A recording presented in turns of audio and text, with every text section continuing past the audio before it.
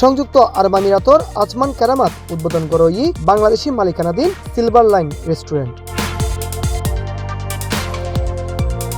ফেব্রুয়ারির 18 তারিখ বৃহস্পতিবার জাঁকজমকপূর্ণ অনুষ্ঠানের মধ্য দিয়ে এই রেস্টুরেন্টের যাত্রা শুরু করা হয়।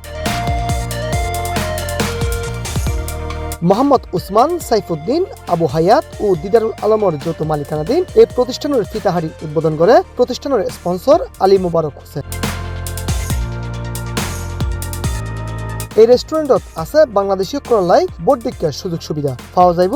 চট্টগ্রামের ঐতিহ্যবাহী মেজবান আর তাহিবু সকাল বিকাল বিভিন্ন রকম আদবানিয়ে আছে। আর বাঙালিরা এই জায়গার মধ্যে আসলে তারা যে চাহিদা আছে তার চাহিদা মতো যে দূর মানে প্রযোজ্য আছে। বিশেষ করে রোববার দিন আর মেজবানির গান আয়োজন করছুম মেজবানির লাই আর আনাতে চিকেন সুক হইতে লই, তারপরে দিয়ে রসাবন হইতে লই এবং গরু বন হইতে লই। মুরগির মধ্যে আইটেমের মাঝে 2 আইটেম থাকবে, ফ্রাই এবং ফ্রেশ মুরগি এবং মাংসের মাঝে 3-4 আইটেম থাকবে। তো আমরা যথেষ্ট চেষ্টা করছি তার পছন্দ মতো খাবার তালিকা আমরা করে দিই।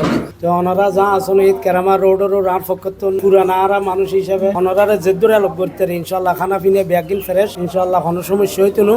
ঈদের উদ্দেশ্য করে বেয়াকে আইব আইরি বইব তারা সেবার জন্য জেদ্দুর আয় গরিব পাইজম আলহামদুলিল্লাহ গরিবের লাই ব্যবস্থা করছুম তারা বেয়া করার লইরে। উদ্বোধনের সময় এরা আরো উপস্থিত আছেন জানি আলম, মোহাম্মদ শফি, আলমগীর, আবুল বশর, সাইমন ও মিজানুর রহমান সহ আরো বোধকিয়াই। আর মেন ঐতিহ্যবাহী মেজবান দেন আর প্রবাসী ভাই আছি তারা তো দেশত না পারে তারা হাত নাস্তা হাই বললা যেমন সাজন নাস্তা দেন ছয় ফাক্কন ইনশাল্লাহ আর বলে চিন্তা ভাবনা আছে ইনশাল্লাহ আর গজ্জম। অনুষ্ঠানত আগত অতিথিসকল মনে করে আমিরাতর ভিসা বন্ধ তাহাই এই মুহূর্তে বাংলাদেশি উদ্যোক্তাসকল গরিব নফারের নতুন হল প্রতিষ্ঠান দিবার চিন্তা। প্রবাসীসকল মনে করে বাংলাদেশীয় করলাই আমিরাতর ভিসা যত দ্রুত চালু হইব তত ভালো হইব বাংলাদেশের অর্থনীতির লাগবে। বাংলাদেশের যদি বড় বড় আরো উদ্যোক্তা আসে এবং এভাবে ক্রিয়েট করতে পারে আমাদের লোকবল বাড়বে, আমাদের রেমিটেন্স বাড়বে। আর গভর্নমেন্টও যদি এভাবে একটু উদ্যোগ নেয় এই যে এখন ভিসা বন্ধ আছে এগুলি নিয়ে যদি কাজ করে আই হোপ ইনশাল্লাহ আমরা আরো অনেক রেস্টুরেন্টের দিক দিয়ে এগিয়ে যেতে পারবো। এবং থ্যাংক ইউ এভরিবডি যে সিলভারের রেস্টুরেন্ট যারা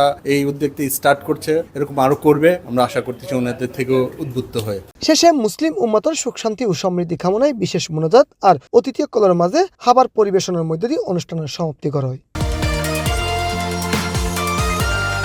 ডেস্ক নিউজ, সি+ টিভি, সংযুক্ত আরব আমিরাত।